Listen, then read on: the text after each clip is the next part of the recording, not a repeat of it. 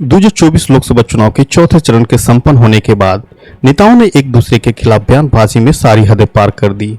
मानो अब बस एक दूसरे की कॉलर पकड़ने की बात रह गई हो। कोई कहता है चोरों का सरदार तो कोई कहता है शहजादों की पार्टी। जो भी हो, लेकिन ये ठीक तो नहीं। एक समाज को इस तरह की बयानबाजी पर तालियां बजाना बिल्कुल भी शोभा नहीं देती। इससे यह पता चलता है कि ये प्रतिनिधि अपने सार्वजनिक क्षेत्र या जीवन में भी ऐसे ही बात करते होंगे। अगर नहीं करते तो ये लोग जनता के बीच झूठ बोलते हैं और बकवास की बातें करते हैं ताकि आम लोग ऐसी ही चर्चाओं में व्यस्त रहें और हमें स्वीकार करें। 2024 लोकसभा चुनाव की 70% सीटों पर मतदान प्रक्रिया पूरी कर ली गई है और अगर हम 2024 में इस चुनाव के मतदान प्रतिशत को देखें तो हम साफ तौर पर देख सकते हैं कि 2019 के मुकाबले इस चुनाव में मतदान प्रतिशत में कमी आई है। कारण चाहे जो भी हो, लेकिन कम प्रतिशत लोकतांत्रिक व्यवस्था के लिए बिल्कुल भी ठीक नहीं, क्योंकि इससे पता चलता है कि आम लोग अब लगातार चुनावी प्रक्रिया या यूं कहें लोकतंत्र, उससे जुड़े मूल्यों और व्यवस्थाओं से उम्मीद खोते जा रहे हैं। यदि वे सोचते हैं कि हमारे वोट देने से कोई फर्क नहीं पड़ता, तो संभवतः उन्होंने कभी भी इस प्रणाली के मूल तत्वों को नहीं समझा कि यह कैसे स्थापित हुआ और क्यों। इसमें कोई संदेह नहीं कि लोग लोकतंत्र और उनकी व्यवस्थाओं से असंतुष्ट हैं, क्योंकि ऐसा माना जाता है कि यह व्यवस्था आज भी दुनिया की सबसे सर्वश्रेष्ठ व्यवस्थाओं में से एक है। लेकिन कई देशों में यह लोगों की उम्मीदों पर खरा उतरने में विफल रही है, क्योंकि वहां लगातार आर्थिक असमानताएं बढ़ रही है और लगभग सभी प्रमुख राजनीतिक दलों में आपराधिक पृष्ठभूमि वाले लोगों से भरी पड़ी है, जिससे यह स्पष्ट होता है कि कुछ देशों में लोकतंत्र पर चंद लोगों का कब्जा हो चुका है, जिनके चुंगल से निकालना थोड़ा मुश्किल होता जा रहा है। ऐसा कैसे संभव हो सकता है? ऐसे में जब हम इस मामले की जांच करते हैं तो पाते हैं कि अब चुनाव आम लोगों से काफी दूर हो चुकी है, क्योंकि बड़े पैमाने पर चुनावों में पैसों का इस्तेमाल, चुनाव में आपराधिक मामलों से जुड़े लोगों की भागीदारी और पूंजीपतियों की हस्तक्षेप से इस व्यवस्था को कटघरे में खड़ा करती है। तब ऐसी स्थिति में यह विश्लेषण करने की जरूरत है कि अगर कोई उम्मीदवार आपराधिक पृष्ठभूमि से आता है तो वह कल्याणकारी योजनाओं के लिए क्या करने वाला है और आम लोगों को क्या उम्मीद करनी चाहिए। तो मेरा मानना है कि लोकतंत्र में इस प्रकार के लोग स्थापित व्यवस्था और आम लोगों के लिए बोझ बनते जा रहे हैं, जिससे आम लोग खुद को ठगा हुआ महसूस करते हैं। लेकिन फिर भी लोग इन पृष्ठभूमि वाले लोगों के पास क्यों जाते हैं?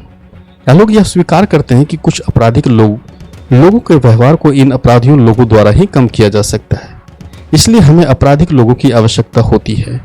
ऐसी स्थिति में भारत में प्रमुख राजनीतिक दलों को अपनी पार्टियों को आपराधिकरण से बचना चाहिए, अन्यथा अब इन अपराधियों की मदद से आप तो सत्ता में आ सकते हैं, लेकिन लंबे समय में एक ऐसा दौर आ सकता है जब सभी महत्वपूर्ण पदों पर इन अपराधियों का दबदबा होगा। ऐसी स्थिति में आप कुछ भी करने में विफल रहेंगे, क्योंकि जो लोग इन गतिविधियों में शामिल होते हैं उन्हें सरकार से कानून और व्यवस्था की समर्थन की आवश्यकता होती है।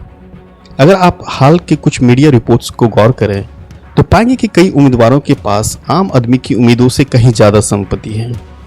जैसे कि 2019 में जीतने वाले एक उम्मीदवार के पास उस समय अगर 2 करोड़ रुपये थे तो आज उसके पास 10 करोड़ रुपये से ज्यादा है, जिसकी घोषणा उसने खुद 2024 चुनाव के नामांकन के दौरान की है।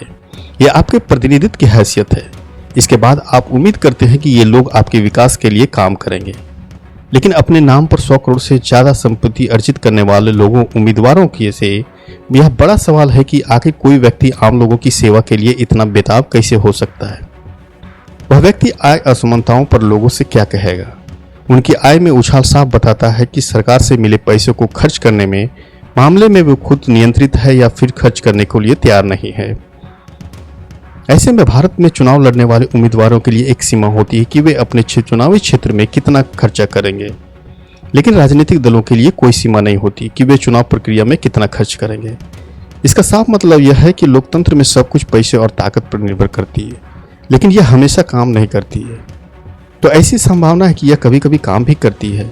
अगर ऐसा है तो यह स्वतंत्र और निष्पक्ष चुनाव को प्रभावित भी करता है और मतदाताओं को अपने पक्ष में मतदान करने के लिए भी दबाव डालता है और तमाम तरह की आर्थिक नीतियों को भी प्रभावित करता है जो उससे जुड़ी हो।